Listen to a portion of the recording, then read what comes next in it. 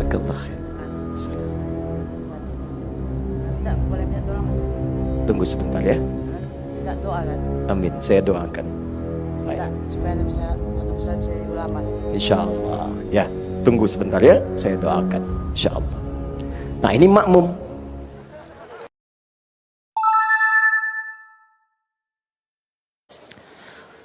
Mohon dicarikan 5 laki-laki, 5 perempuan, lulusan SMA dan sederajat yang akan saya sekolahkan ke luar negeri sampai S3.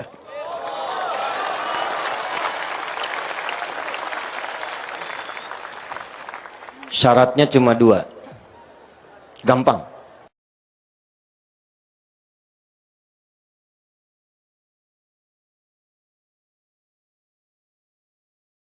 Bismillahirrahmanirrahim. Assalamualaikum warahmatullahi wabarakatuh.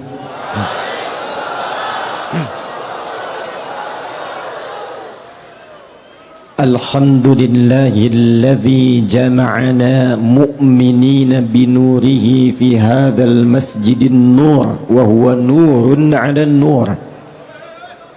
Nusalli wa nusallimu ala habibina al-mustafa nabiyyina wa sayyidina Muhammadin al-amin alladhi umira bittiba'i nuril ladhi ata ma'ahu fahuwa nurun minal makhluqati allati ata binurin ala nur wa ala alihi wa sahbihi wa dhurriyyatihi wa ummatihi ila yaumil mi'adi alladhi fihi nabtaghi nurun min rabbil alamin fahuwa nurun 'ala nur. Wa ba'du. Yang kami hormati, kami banggakan, kami muliakan, dan kami doakan semoga Allah Subhanahu wa ta'ala senantiasa memberikan taufik, menyehatkan dan memimpin khususnya Provinsi Riau ini menjadi provinsi yang diridhai, dirahmati, disejahterakan oleh Allah Subhanahu wa ta'ala. Orang tua kita, Ayahanda Dr. Andes Haji Samsur, Gubernur Provinsi Riau, yang juga ditemani oleh ayahanda kita. Beliau insya Allah sosok yang luar biasa, Brigadir TNI Purnawirawan Edi Nata Nasution sebagai Wakil Gubernur. Kita doakan sekali lagi semoga keduanya oleh Allah dijaga, disehatkan, dikompakkan untuk memimpin Riau ini menjadi kota yang diridhai oleh Allah Subhanahu wa ta'ala, provinsi yang diberkahi oleh Allah Subhanahu wa ta'ala. Kami hormati, kami banggakan Pak Danrem yang membersamai saat ini, Brigadir Jenderal TNI Dani yang baru 3 bulan sertijab jadi Danrem. Kita mohonkan pada Allah diberikan kekuatan, diberikan kesehatan untuk menjadi garda terdepan yang berada di Provinsi Riau ini, sekaligus menginspirasi ketahanan Negara Kesatuan Republik Indonesia. Tidak lengkap kalau menyebut TNI tanpa Polri. TNI Polri harus kuat, harus kompak, harus kita sokong. Yang kami hormati Kapolda Riau, sahabat kami yang saat ini sedang bertugas di Jakarta namun menyempatkan menyambut di bandara, Irjen Pol Muhammad Iqbal. Semoga Allah mudahkan urusan beliau di Jakarta, kembali ke Riau ini memimpin jajarannya dan menjadikan seluruh wilayah Riau insya Allah aman, tentram, dan yang paling penting adalah dekat dengan Allah Subhanahu wa ta'ala. Menyertai doa kami seluruh unsur pimpinan, baik dari provinsi, 10 kabupaten, 2 kota, 6,8 juta masyarakat di Riau ini tanpa kecuali, dan yang saya cintai yang datang dari setiap tapak bilangan tanah-tanah di Lancang Kuning ini. Saya bermohon kepada Allah, siapapun yang duduknya dekat, di tengah, yang jauh, yang nampak terlihat tak terlihat, namun Allah Maha mengetahui sampai hatinya yang paling dalam. Semoga semuanya termasuk dalam hadis Nabi sallallahu alaihi wasallam yang diriwayatkan oleh sahabat Abu Darda, dikutip oleh Imam Ibnu Majah dalam sunannya nomor hadis 222 dari Nabi sallallahu alaihi wasallam, man salaka tariqa yaltamisu fihi ilma sahalallahu lahu tariqan ilal jannah. Siapapun laki-laki, perempuan, tua, muda, besar, kecil, dia berpangkat, tak berpangkat, dianggap besar, dianggap kecil, dia melangkahkan kakinya dengan ikhlas, ridha, menempuh jalan yang kadang berliku, tidak mudah, diterpa dengan berbagai halangan, tetap dia mau datang untuk belajar. Kata Nabi, kalau ikhlas dia benar niatnya, dia berpeluang mendapatkan syafaat Rasulullah, dijawab semua langkahnya dengan diringankan langkahnya ke surga Allah Subhanahu wa taala. Saya mau pantun dulu. Tolong dicakapkan. Siap? Berenang bawa rusa ke Cikini. Lihat pasobur bawa kuda pergi ke kali. Rasanya senang berada di sini. Di Masjid An-Nur saya sudah datang 2 kali.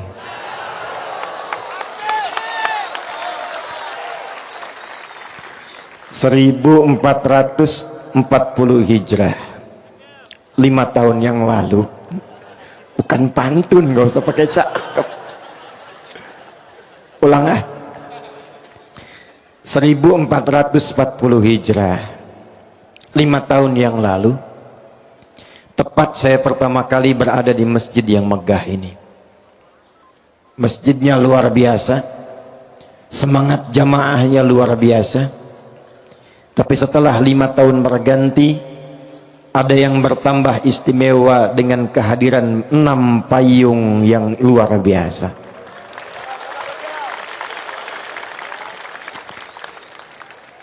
Tapi saya takut, saya khawatir dengan bertambahnya fasilitas ini, meningkatnya kualitas segala yang ada di masjid ini. Saya khawatir tidak diiringi dengan peningkatan kualitas keimanan dan kekuatan untuk beribadah di masjid ini. Karena itulah malam hari ini, kalau kita menatap payung-payungnya indah yang menangkal air-air hujan jatuh kepada kita, di akhir nanti insya Allah saya ijazahkan, kalau ada hujan di malam Jumat sekalipun rintik, itu ada ijazah bacaan untuk bisa menangkap airnya, mendapatkan keberkahannya. Karena malam ini setelah 5 tahun ada payung, kita akan ngaji ayat dan hadis tentang payung saja. Sepakat? Sehingga payung yang menaungi kita di dunia saat ini di Masjid An-Nur ini, saya harapkan di akhirat kita juga punya payung yang menaungi di suasana hisab, yang mengantarkan pada ketenangan, menunggu rahmat Allah diturunkan kepada kita semua. Tidak cukup dengan amin, kita mulai dulu hadisnya. Baik, di belakang kelihatan, kedengaran? Enggak, tapi bisa jawab. Kedengaran? Enggak katanya, tapi bisa jawab. Takbir. Catat hadisnya. Saking pentingnya hadis payung ini, 2 ulama besar di bidang hadis, Al-Imam Al-Bukhari, yang kedua Al-Imam Muslim, memasukkan di dalam 2 kitab sahih mereka. Imam Al-Bukhari menyantumkan dalam kitab sahihnya nomor hadis 6806. Al-Imam Muslim menyantumkan dalam kitab hadisnya nomor hadis 1301. Sanadnya tersambung pada sahabat Abu Hurairah, nama aslinya Abdurrahman bin Sahr, nama sebelum Islamnya Abdus Syams. Abu Hurairah ini sahabat mu'allaf. Jadi 3 tahun sebelum Nabi meninggal baru masuk Islam. Tapi hikmahnya kelak menjadi fikih tuntunan untuk mu'allaf. 3 tahun sebelum Nabi wafat masuk Islam, serius menggali Islam, serius berislam, membuktikan keislamannya, mendekati Rasulullah, sampai 3 tahun itu menjadi sahabat yang paling banyak hafalan hadisnya, didoakan oleh Nabi, sampai punya hafalan yang kalau dibacakan sekali baca langsung ingat, tidak lupa. Ulama membagi ingatan itu pada 4 bagian. 1, cepat ingat, lambat lupa. 2, cepat ingat, cepat lupa. 3, lambat ingat, lambat lupa. 4, ini yang banyak sekarang, lambat ingat, cepat lupa. Saya tanya, tadi nomor hadis Muslim nomor berapa? Tuh, nah ini buktinya. Lambat ingat, cepat. Gimana kita mengganti 4 ini sampai muncul yang kelima? Ini yang paling dahsyat dan tidak pernah ditemukan kecuali sanadnya bersambung kepada turas Islam. Jadi kalau belajar ilmunya berdasarkan nilai Islam, muncul yang kelima. Apa yang kelima itu? Cepat ingat, sulit lupa. Jadi bukan mau ingat, mau lupa susah. Biasanya yang begitu utang. Ini ilmu. Nah, Imam Al-Bukhari nanti mengambil sanadnya Abu Hurairah, beliau mendapatkan keberkahannya dan mendapatkan warisan ilmu yang sama. Begitu dibacakan langsung ingat, bisa mengurutkan semua hadis dengan sanadnya dan tidak salah walaupun dengan titik komanya. Saya langsung bacakan hadisnya dari Nabi sallallahu alaihi wasallam. Qala Rasulullah sallallahu alaihi wasallam. Perhatikan kalimatnya. Sab'atun yadhilluhumullahu yawmal qiyamati fi dhillin yawma la dhilla illa dhilluh. Ada 7 golongan. Berapa golongan? Yang akan dipayungi oleh Allah di hari kiamat. Saat semua manusia sedang gelisah, ketakutan dan menunggu ingin cepat dihisap. Jadi sudah tidak peduli dengan keadaan, yang penting pengen dihisap, pengen dihisap. Keringat sudah naik mendekati leher, panas terasa terik. Yang penting pengen cepat dihisap. Semua mencari syafaat. Jadi kalau kita ngaji Sahih Muslim itu ke ujungnya semua mencari syafaat, nabi-nabi didatangi. Sampai puncaknya nanti Rasulullah sallallahu alaihi wasallam yang pertama diperkenankan memberikan syafaat. Tapi tiba ada 7 golongan santai aja. Tuh kenapa capek begitu? Iya ya. Tuh kenapa orang ribut begitu? Iya ya. Saat yang lain gelisah, yang ini tenang. Cuman 7.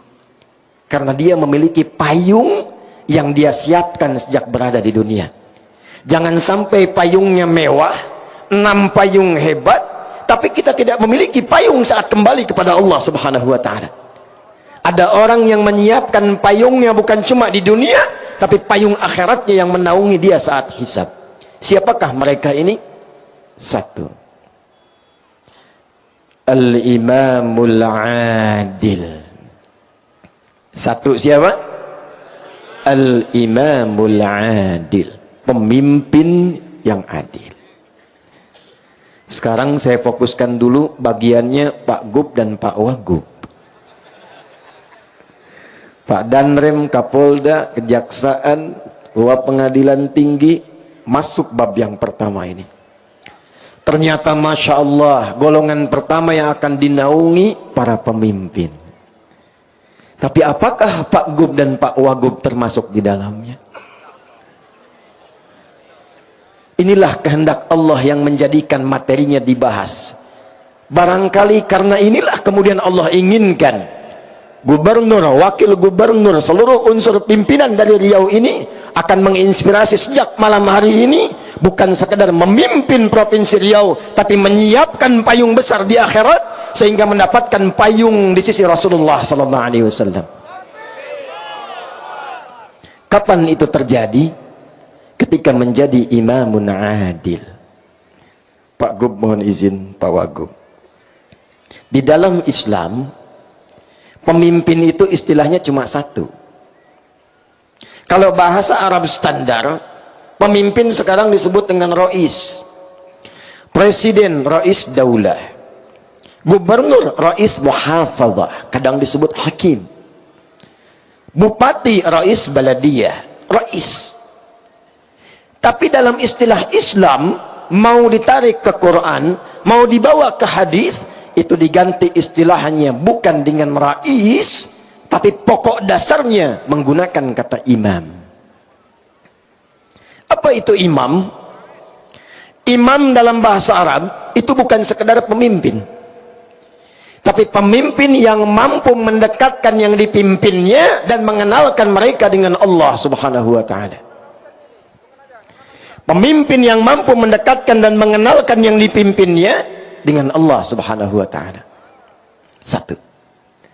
Jadi mohon maaf, yang akan ditanya di yaumil hisab bagi Pak Gubernur, bagi Pak Wagub, bagi Bupati, bagi Camat, bagi Lurah, RW, RT, bukan akan ditanya berapa infrastruktur yang sudah engkau bangun, berapa kemewahan yang sudah dihadirkan, berapa ketertiban yang sudah diciptakan. Bagus, itu bekal amal soleh. Tapi pertanyaan pertama dari 6,8 juta rakyat Riau ini, berapa yang sudah kenal dengan Allah Subhanahu wa ta'ala? Pertanyaan pertama.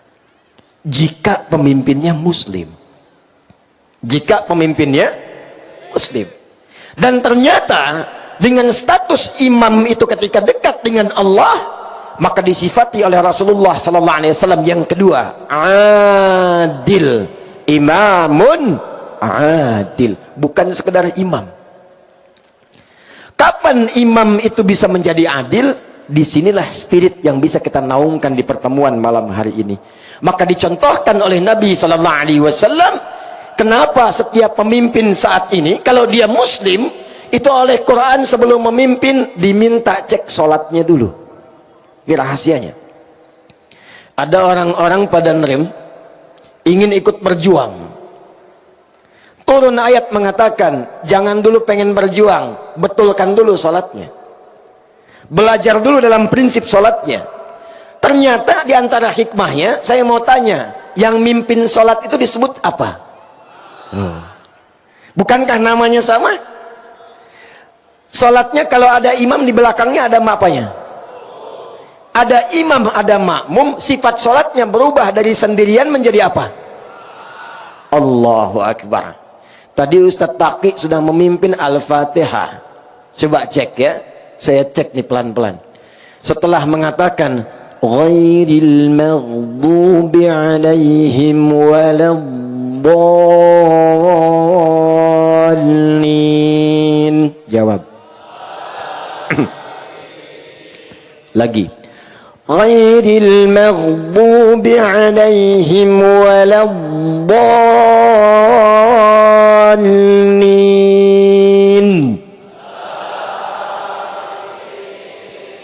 Itulah hebatnya hubungan imam dan makmum. Kompak. Imam suaranya pelan, makmum pelan. Nggak ada imam baca begini, ghairil maghdubi alaihim waladdallin, amin. Coba cek. Dan ternyata babnya cuma di situ aja, bukan cuma di situ. Dimulai dari sejak akan sholat, calon pemimpin yang hebat kalau benar sholatnya, dibawa kemudian praktek sholat, dibawa hikmahnya. Maka hikmah dalam kepemimpinan sholat itu ketika dibawa memimpin masyarakat, itulah yang akan menjadikan masyarakatnya makmur, maju, kompak, pemimpinnya adil, kebijakannya bagus, rakyatnya sejahtera dan makmur. Apa diantaranya? Yuk kita bahas satu-satu. Mari kita lihat. Satu, Bapak Ibu masih ingat yang ikhwan, kalau Nabi mengajarkan sebelum imam maju itu, maaf, langsung takbir atau nengok ke belakang?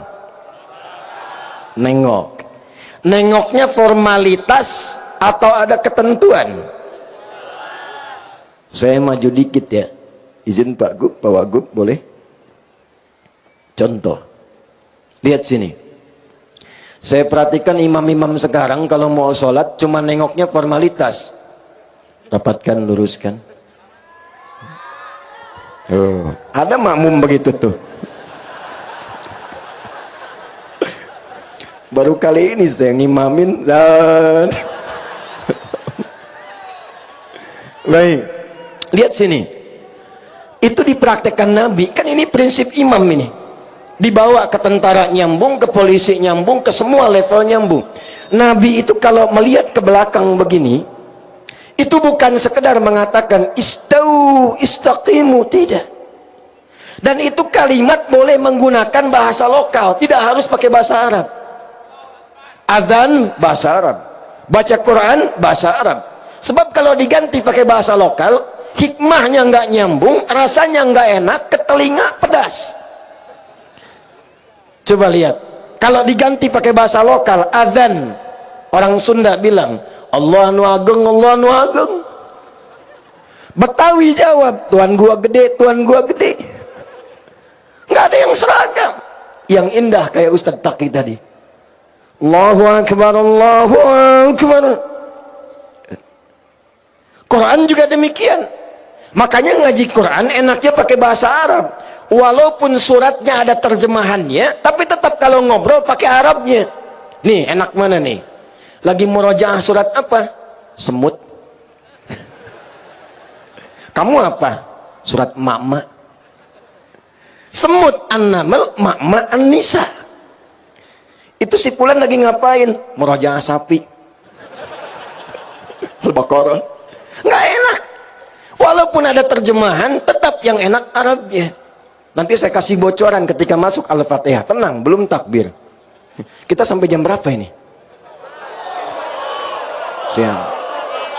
Ya, tenang aja. Pesawat saya 5:30 besok. Tenang, masih panjang. Silahkan nanti sampai jam 2. Saya jam 10 pulang. Nih, belakang lihat. Ini boleh pakai bahasa Indonesia. Tidak harus sama dengan di Arab. Istau. Kata makmum udah tahu. Tidak. Istau pun itu diambil dari bahasa hadis. Sawu sufufakum. Pak Ibu tolong rapatkan safnya. Tenangkan hatinya sebelum sholat. Rasakan mungkin ini sholat terakhir yang kita tunaikan. Mungkin wafat dalam keadaan sujud. Enak mana? Yang pertama, yang kedua. Setelah itu baru katakan istau. Waja'alu sholatakum sholatan muwadda. Tapi poin yang saya ingin katakan, Nabi lihat siapa yang sholat. Oh, di situ ada orang sepuh yang gak bisa tahan lama. Di sini ada anak-anak yang lari-lari. Di tengah ada remaja. Karena tahu karakternya, maka dibacakan oleh beliau surat sesuai dengan keadaan makmumnya. Nabi itu 30 juz hafal. Tertanam di jiwanya. Tapi ketika mimpin sholat, dilihat siapa makmumnya. Ketika tahannya surat Kulhu Al-Ikhlas, dibacakanlah Kulhu Allah. Ketika di belakangnya Abdurrahman bin Auf, Ubay bin Ka'ab, sahabat-sahabat mulia, apalagi orang-orang periwayat qiraat setelah itu, nggak tanggung Al-Baqarah rakaat pertamanya. Gitu. Nah ini kadang-kadang baru khatam 30 juz, begitu nengok ke belakang istau. Langsung ngadap kiblat nggak tanggung. Ghairil maghdubi alaihim waladdallin. Amin. Yasin. Jamaah udah begini aja tuh. Yang paling nyebelin habis itu Allahu Akbar. Tidak begitu. Maaf saya tanya. Kenal Mu'adz bin Jabal? Bagus. Kalau kenal saya berhenti pulang tuh. Saya yakin ada jin yang sedang menyamar itu. Kenal Mu'adz. Mu'adz itu ngimamin salat Isya, Pak. Izin. Dibacain Al-Baqarah. Baca Al-Baqarah.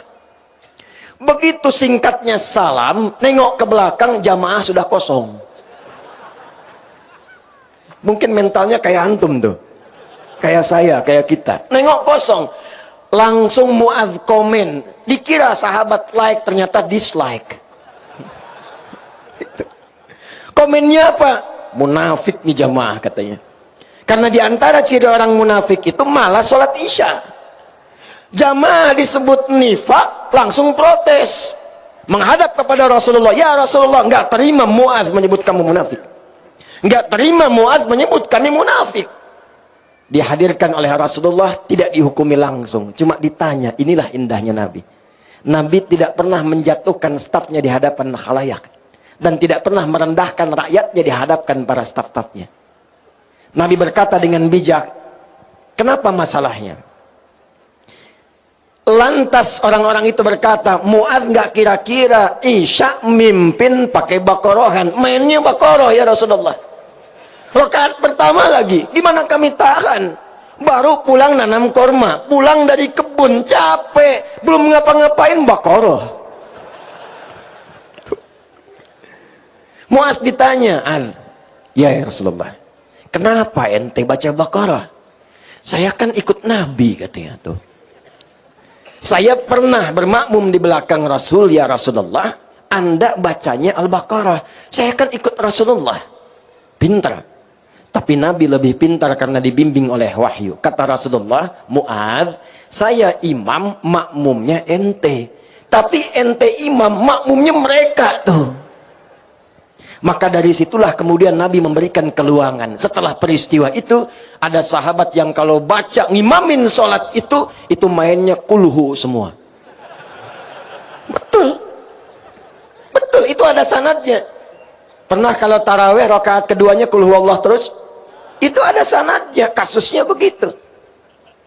Ada yang main kulhu, karena ketika melihat jamaahnya, wajahnya ikhlas. Diadukan oleh sahabat, ya Rasulullah, ini orang bacanya kulhu terus. Ditanya oleh Nabi, kenapa engkau baca itu? Karena saya mencintai Allah dan sifat-sifatnya ya Rasulullah. Maka turun jawaban dari langit, sampaikan salam Allah kepadanya. Karena dia mencintai Allah, Allah pun mencintainya.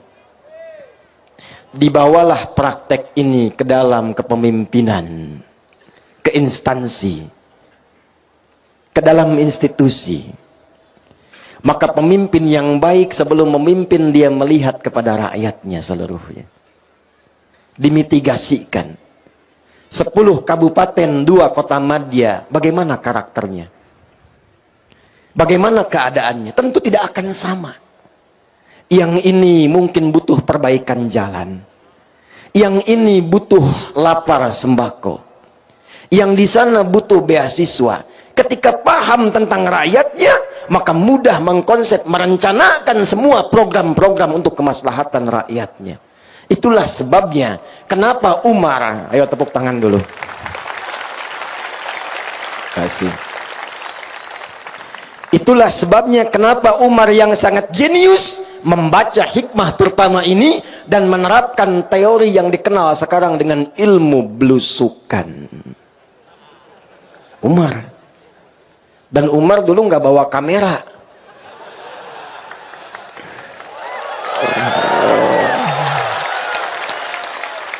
Bukan, karena saat itu belum ada. Kalau sekarang boleh buat dokumentasi, boleh. Bukan buat pencitraan.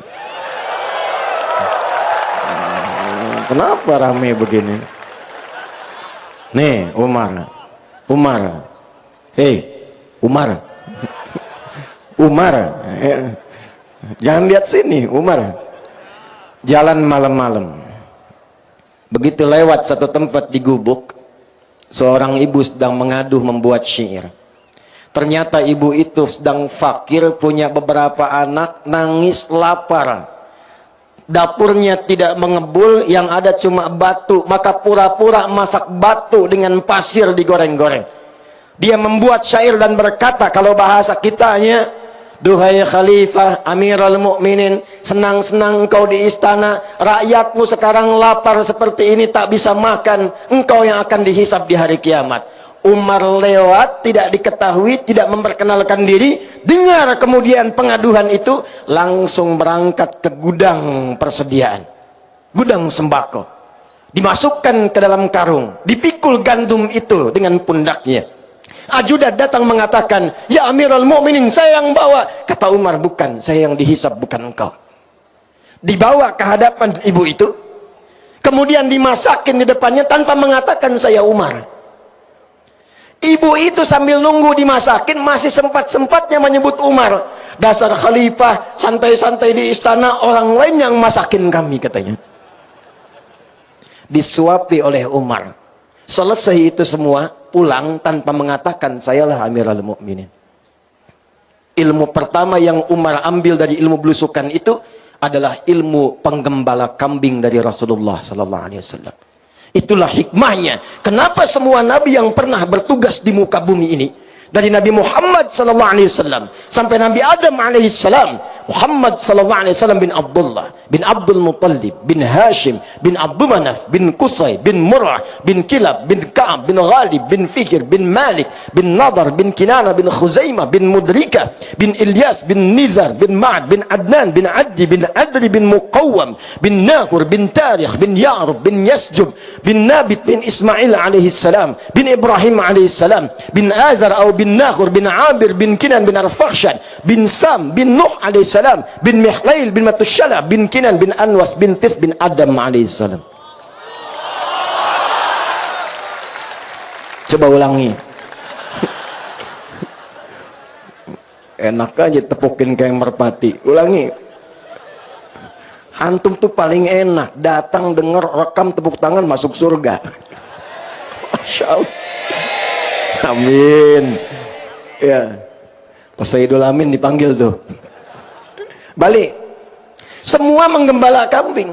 Kata Nabi, nggak pernah diutus seorang Nabi kecuali dilatih oleh Allah menggembala kambing. Saya riset.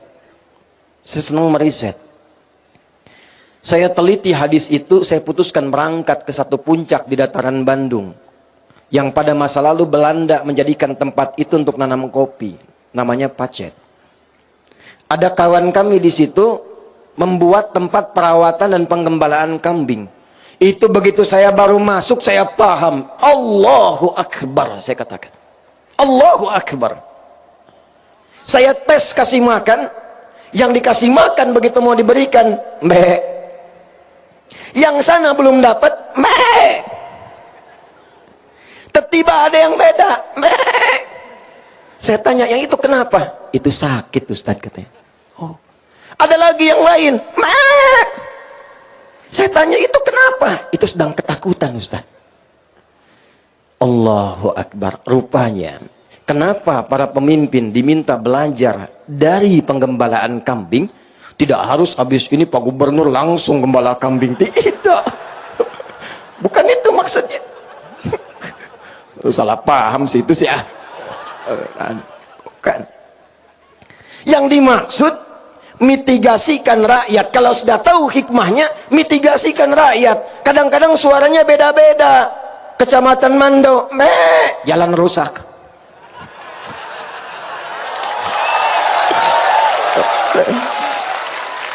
Tapi Okan Hilir, sembako nggak nyampe. Ya. Pojok sana, duri, bantuan belum cair. Jadi kalau semua dimitigasi, ilmunya dipakai, jadi. Tapi Masya Allah, kalau sudah jadi begitu paham rakyat, indah. Tinggal berbalik, rakyat ikut. Dan untuk mendapatkan pemimpin yang seperti itu, jangan cuma berharap, antum bantu. Jangan banyak nuntut. Subhanallah itu boleh, ada waktunya. Ini belum takbir, sudah demo di belakang. Tar dulu. Babnya apa supaya imamnya bagus? Bukan celaan, bukan hinaan, bukan merendahkan. Tapi turunlah bab dalam Sahih Muslim. Jika menginginkan imam seperti itu, hadis Muslim, nomor hadis 1855. Cek kalau tidak percaya. Rawinya bernama Auf bin Malik al-Ashja'i. Dari Nabi SAW mengatakan, perhatikan kalimatnya. Khiyaru a'immatikum alladzina tuhibbunahum wa yuhibbunakum wa tusalluna alaihim wa yusalluna alaikum. Pemimpin terbaik itu, yang paling ideal itu adalah pemimpin yang kalian cintai dan mereka pun mencintai kalian. Bagaimana menanamkan mahabbah itu? Kata Nabi, kalian mendoakan mereka sehingga mereka pun dibimbing oleh Allah menjadi adil dan mendoakan kalian. Jadi kita berkumpul malam hari ini kalau menginginkan imam yang baik dan adil, pemimpin-pemimpin hebat yang akan diringankan hisabnya oleh Allah, dikabulkan doanya, maka hadirkan doa untuk mereka dalam kesempatan sujud mereka. Ya Allah, mudahkan tugas Pak Gubernur dan Wagub. Ya Allah, sehatkan keduanya supaya memimpin Riau dengan baik. Ya Allah, kompakkan keduanya supaya semua kebijakan mereka dirasakan dengan nyaman. Doa itu yang dibutuhkan, bukan cuma amin. Tiap hari tanamkan. Baru kemudian imam takbir, Allahu Akbar. Karena sudah paham siapa yang ada di belakang, maka mudah membacakan ayat, memetakan program. Cuman memang mohon izin Pak Gub, Pak Wagub, memang kadang-kadang ada aja makmum yang pengen nguji imam, bukan membetulkan, pengen nguji imam. Seperti halnya Nabi pernah menjadi imam, sahabat pengen tahu di belakang gimana caranya nih sholatnya Nabi. Ternyata husnudzonnya mereka pengen belajar. Allahu Akbar. Al-Bukhari nomor hadis 2010 sampai 2012. Sayyidah Aisyah radhiyallahu taala anha pernah ditanya, "Kaifa kanat salatu Rasulillah sallallahu alaihi wasallam?" Gimana sih salat malamnya Nabi? Dijawab oleh Sayyidah Aisyah, singkat, padat, jelas. La tas'alan husnihinna wa tulihinna. Tolong jangan ditanya bagaimana panjang dan bagusnya, susah ditiru. Penasaran, ngikut di belakang. Mu'adz bin Jabal, Ubay bin Ka'ab, Abdurrahman bin Auf, Abdullah bin Mas'ud belakang. Ternyata Masya Allah, rakaat pertamanya dikira Al-Baqarah akan selesai, nyambung Ali Imran 200 ayat. Dikira akan ruku, nyambung An-Nisa 176 ayat. Besoknya tidak ikutan lagi. Kalau gubernur, wakil gubernur, semua pimpinan unsur sudah punya program yang bagus, teruji dengan matang, kompak dilakukan, tidak usah iseng-iseng menguji. Nanti nggak kesampaian, capek sendiri. Tapi kalau memang bacaannya ada yang salah, boleh diingatkan. Bismillahirrahmanirrahim. Ar-Rahmanirrahim. Gimana mengingatkannya? Subhanallah. Ada enggak orang sholat begini imam? Bismillahirrahmanirrahim. Alhamdulillahi rabbil alamin. Lupa. Maliki yaumiddin. Salah woi, salah. Ada yang begitu? Tidak, tapi jelas. Jadi ada kisah di Jakarta, bukan di sini. Imam ngimamin yang dibaca Al-Baqarah. Fawalli wajhaka syatral masjidil haram. Kan ada dua ayat tuh. Belakang imam bilang, makmumnya bilang subhanallah. Dia baca lagi, fawalli wajhaka syatral masjidil haram. Kata makmum, subhanallah. Nunggu lagi, fawalli wajhaka syatral masjidil haram. Subhanallah. Saking keselnya imam nengok, yang bener apa? Sakallah khair. Ustaz, boleh minta tolong nggak, Ustaz? Tunggu sebentar ya. Minta doa, Ustaz. Amin, saya doakan. Minta supaya bisa waktu besar bisa jadi ulama, Ustaz. Insyaallah. Ya, tunggu sebentar ya, saya doakan. Insyaallah. Nah, ini makmum. Nengok. Boleh meluruskan, boleh memberitahu, tapi ada caranya. Maka di sini ada anggota dewan. Di sini ada jalurnya. Pakai itu. Jangan sedikit-sedikit kemudian subhanallah. Sedikit-sedikit subhanallah. Kalau menginginkan imamnya benar, bacaannya benar, maka kompak doakan imamnya. Di belakang ada intelektual ulama-ulama yang hebat. Karena itu Pak Gubernur, Pak Wagub gak bisa berdiri sendiri. Di sampingnya mesti ada ulama. Umara dengan ulama. Ada MUI-nya. Ada ormas-ormasnya kompak, ada DMI-nya, ada orang basdasnya, ada tokoh-tokoh intelektualnya. Kalau semua dikawal kebijakannya, rakyat tinggal nunggu menjalankan apa perintah dan kebijakannya. Sepakat? Pak, kalau sudah rakyatnya begini, tidak usah aneh-aneh Pak. Sepakat? Karena ada imam yang sekarang aneh-aneh. Baca Fatihah aja lagamnya udah luar biasa. Ada yang langgam Jawa, langgam Sunda. Itu jahiliyah sejahiliyah-jahiliyahnya. Dan saya yakin Abu Jahal pun kalau dengar itu ikut kaget gitu. Nih, saya kasih rahasia. Ini antara kita aja ya. Sepakat ya? Jangan bilang-bilang loh. Dulu, zaman sebelum Islam sampai di era Nabi, orang Arab itu sudah punya irama dalam syair mereka. Iramanya ada 16, dikenal dengan bahar namanya. Sekarang di ilmu arud. Contoh, tawil. Tawilun lahudunal bukhuri fadailu fa'ilun mafa'ilun fa'ilun mafa'ilu. Kifa nabki min dhikra habibin wa manzili bisaqdili wa bainad dakhuli fahawmali. Rajas, mustaf'ilun mustaf'ilun mustaf'ilun mustaf'ilun mustaf'ilun mustaf'ilun. Sautus safiril bulbuli hayyaja qalbi thamili al-ma'u wa zahru ma'a ma lahzi lahdul muqali fa anta ya sayyidali wa sayyidi wa maulali fakam tajimmuni ghazayyilun uqayqali qataftuhu min wajdatin min fi'li hadha ar-rajuli faqala la la la la faqad ghada muharwili wa wal walad wali wailali faqultu la tuwalwili fabayyinu lu'lu'ali qalat tawhina kadha in harwadid dhul muqali katan kakailali tabtabuli. Ulangi coba. Yang bisa saya kasih umroh.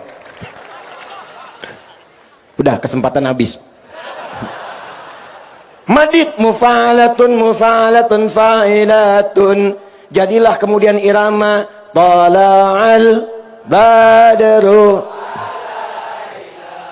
min thani. Cukup, itu asalnya syair. Rumusnya madid. Kemudian di situ ditarik ke nazam alfiyah, Rajas Muzdawaj. Qala Muhammadun huwa ibnu Maliki Ahmadu Rabbillah khaira maliki musalliyan wa alihil mustakmilina syarafa wa asta'inullaha maqasidun nahwi. Itu sudah ada dari dulu. Tapi sehebat-hebatnya nazam dan irama itu nggak pernah dipakai untuk baca Quran. Tala'al badru alaina. Irama itu nggak pernah dibawa untuk baca Quran. Wadduha wal laili idza saja. Ada. Kok bisa orang sekarang ngimamin?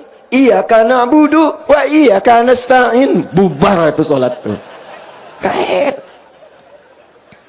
Alam nashrah laka sadrak wa wadana anka wizrak. Bubar salat. Jadi kalau sudah ada pakemnya, ada aturannya, jangan dilanggar, Pak. Anggaran sekian, sekian. Buat aspal 1 miliar, 1 miliar, tebal 5 senti.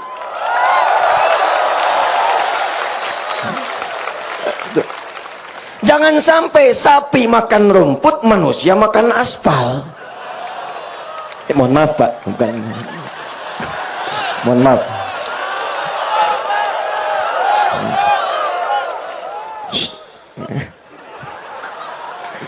Betul? Nah makanya antum bantu. Ada ulama di sampingnya, ada intelektual, ada antum. Kalau kira-kira nggak pas, jangan langsung, ini nggak benar, ini nggak betul, bikin konten. Salah. Dikasih tahu, sampaikan dengan lembut. Maaf saya tanya, situ tuh, kenal Firaun nggak? Ayo bilang kenal. Saya kasih tahu, Bu, tadi pagi di Bangkalis, ada anak kecil kenal Firaun. Hampir saya pulang tadi Pak. Kenal Firaun, kenal katanya. Waduh, saya mau pulang. Nah kecil. Firaun itu jahat tidak? Jawab yang kencang, jahat tidak?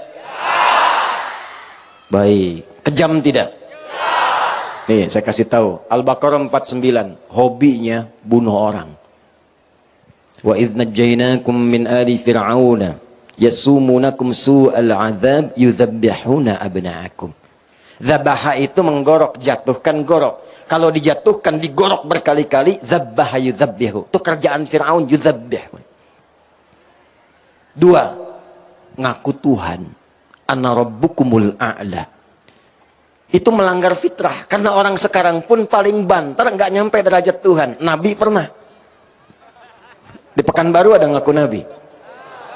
Jawa Barat kemarin ada yang baru tuh, di Subang Nabi baru ngaku. Standarnya cuma Nabi, makanya dari dulu Nabi bilang la nabiyya ba'di. Kalau ada yang ngaku Nabi setelah saya, cukup katakan la, selesai. Sekarang ini zamannya aneh, zaman cepat kaget, gampang kagum. Ada mall baru, kaget, numpang foto aja, belanja enggak. Ada ngaku Nabi, sudah tahu salah, tapi ada aja pengikutnya. AM pelatih bulu tangkis ngaku Nabi, tangkap sama polisi kita, diinterogasi. Kenapa ngaku Nabi? Izin Pak, saya ke Bogor dapat wahyu, katanya. Orang ke Bogor dapat tales, dia wahyu. Ada level agak tinggi dikit, LE ya, 10 tahun ke belakang, ngaku malaikat. Minta izin Gubernur Jakarta tempo dulu mendaratkan malaikat Jibril di Monas. Tangkap sama polisi, dihukum 2 tahun, alhamdulillah. Ya, polisi kita jangankan teroris, malaikat tangkap tuh. Takbir. Nah, gitu kita dukung. Firaun tidak ngaku Tuhan. Tapi maaf, Sefiraunnya bikin status tuh. Allah tidak pernah merendahkan namanya. Disebut bukan dengan namanya. Kenapa dalam Quran kalau tokoh-tokoh yang menyimpang itu jarang sekali, bahkan hampir tidak pernah disebut namanya. Disebutkan inisialnya atau disebutkan jabatannya. Satu, supaya tidak ada yang merendahkan jati diri dari orangnya. Kedua, mungkin ada orang dengan nama yang sama, perbuatannya berbeda. Rumus tafsirnya, jika ada disebutkan dalam Quran bukan nama aslinya, tapi jabatannya atau inisialnya, ini menunjukkan perbuatan itu bisa terjadi lagi di kemudian hari. Quran surah ke-20 ayat 43 sampai 44. Idhhaba ila fir'auna innahu tagha. Musa dan Harun, dua nabi sekaligus. Pergilah kepada Fir'aun. Kenapa disebut Fir'aun? Dari Faraoh, pemimpin Mesir pada saat itu. Innahu tagha. Dia sudah mulai menyimpang dari kewenangannya. Izin kami mengingatkan yang dititipkan wewenang oleh Allah sebagai amanah. Ketika dititipkan kepemimpinan itu ada potensi-potensi yang mendatangkan provokasi setan untuk menyimpang dari kewenangan. Saat itulah datang orang-orang baik menyampaikan. Tapi perhatikan kalimatnya, perhatikan. Nabi Musa Nabi, Nabi Harun Nabi, dihadapkan pada Fir'aun. Perintah Allahnya, faqula lahu qawlan layyina. Katakan dengan lemah lembut. La'allahu yatadzakkara aw yakhsha. Kalau nyampaikannya sopan, lembut, argumentasinya kuat, solutif, mungkin bisa membuat dia ingat dan sadar kembali kepada kebijakan yang benar. Saya tanya pada antum, gubernur kita, Pak Wagub kita, orang tua kita Fir'aun bukan? Antum Nabi bukan? Saya tanya, antum dengan Nabi Musa soleh siapa? Dengan Nabi Harun soleh siapa? Di depan kita semua ini Fir'aun bukan? Antum tidak sesoleh Musa, tidak sehebat Harun. Yang di hadapan antum bukan Fir'aun. Kenapa antum harus caci maki? Lu makan dengan lembut.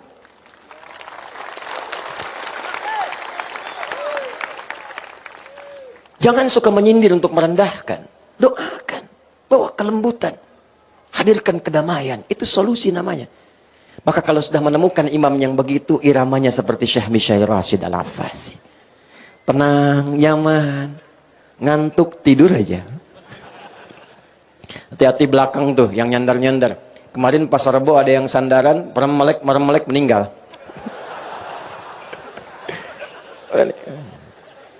Masih ada waktu?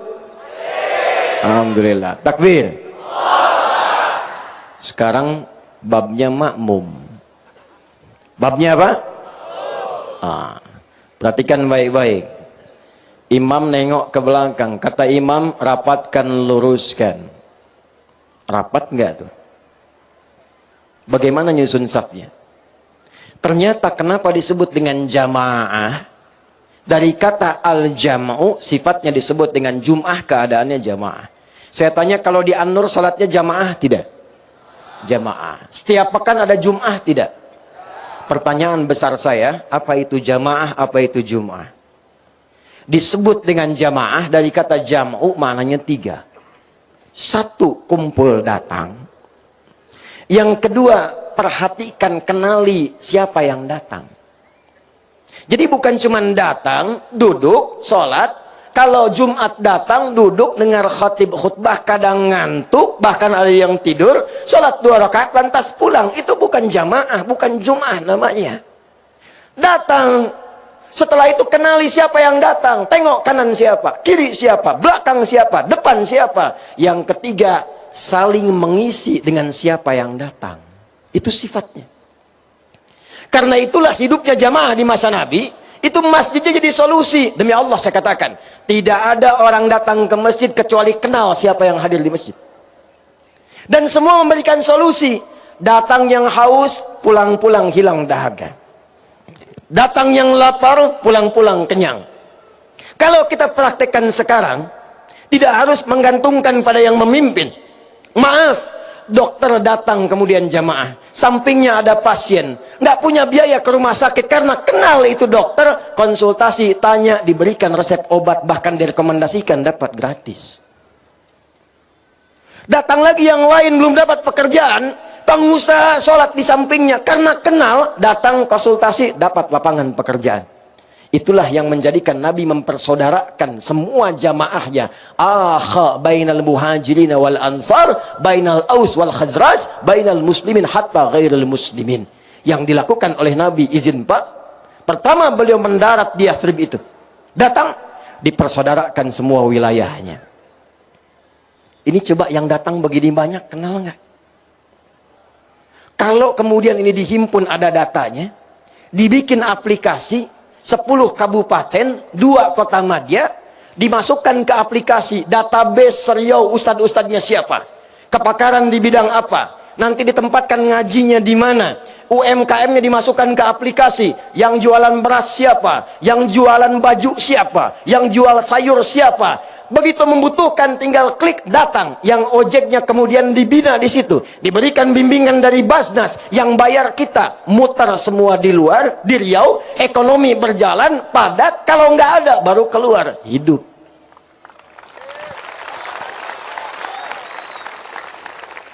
Zakat skema dipakai, 7 miliar kurang lebih potensi zakatnya. 3,5 sampai ke 7 miliar. Gimana prosesnya? Perhatikan. Kata Nabi, tu'khadhu min aghniyaihim wa turaddu ala fuqaraihim. Kalau ada yang susah, yang kaya-kaya subsidi lewat zakat. Tapi jangan langsung ke pusat setorkan. Bengkalis potensi 800 juta sebulan, selesaikan dulu yang di Bengkalis. Bantu beasiswa, berikan kemudian kemudahan dengan modal. Lebihnya baru dikirimkan ke provinsi, distribusikan kepada tempat yang lain. Itu cuma butuh setahun metode Mu'adz bin Jabal menyelesaikan kemiskinan di Yaman. 3 tahun nggak ada satupun yang miskin di Yaman.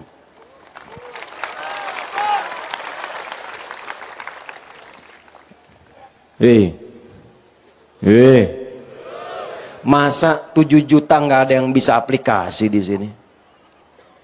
Sekolahin jadi programmer, pulang bikin aplikasi Ansor Muhajirin Amin, persaudaraan masyarakat rumpun Melayu di Riau.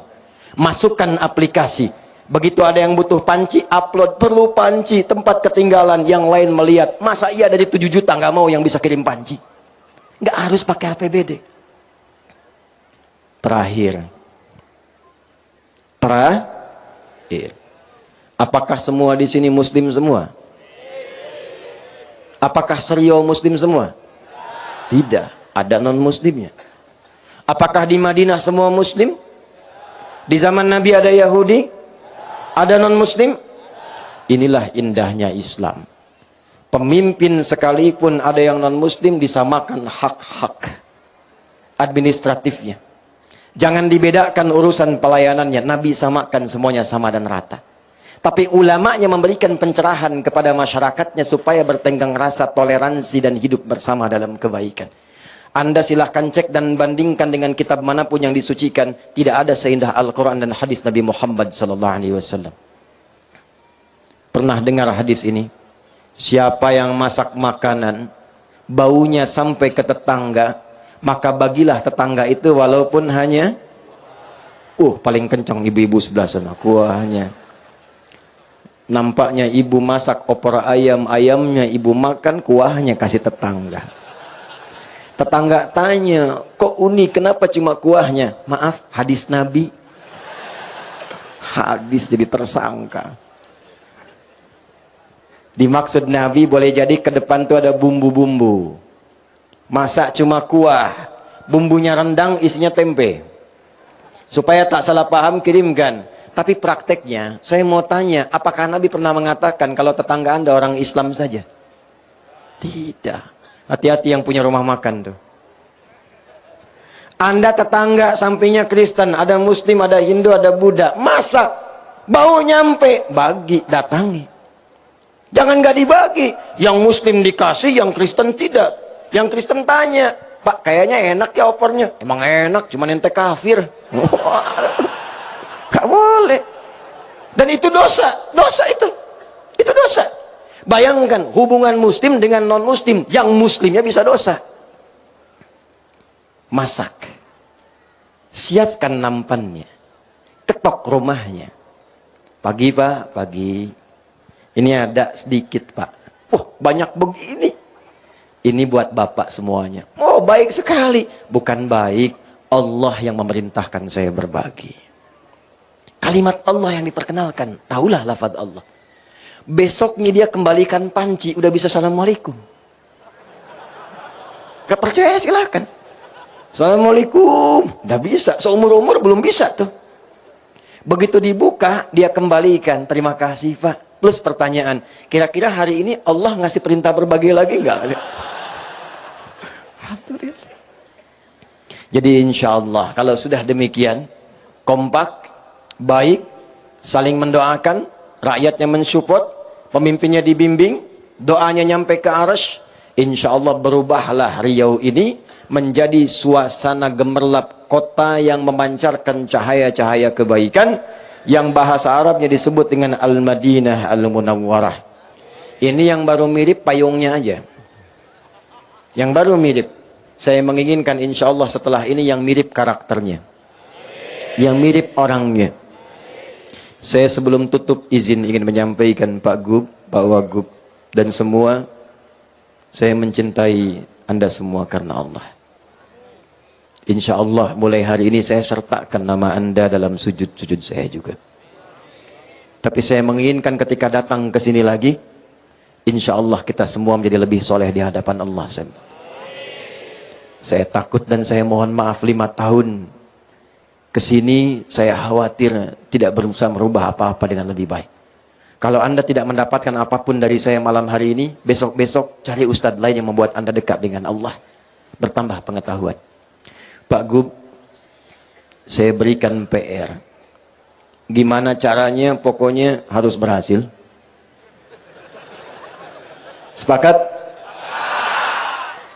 Tanggal berapa sekarang? Katanya Hijriyah. Tanggal nggak hafal. Tanggal berapa? Hah? Nggak, baik. Tanggal 3 pindah hari. Masehinya berapa? 20. Berarti Pak Gub punya waktu 11 hari. Mohon dicarikan 5 laki-laki, 5 perempuan, lulusan SMA dan sederajat, yang akan saya sekolahkan ke luar negeri sampai S3.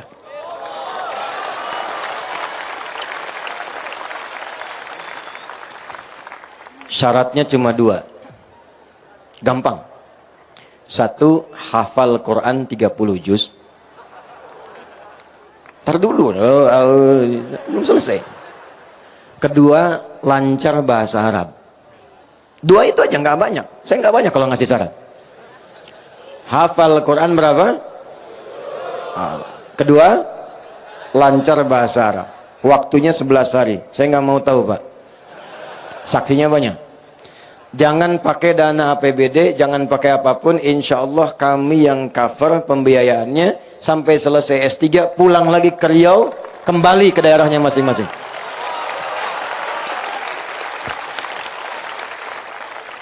Bonus, saya nggak mau tahu bagaimana caranya. Pak Wagub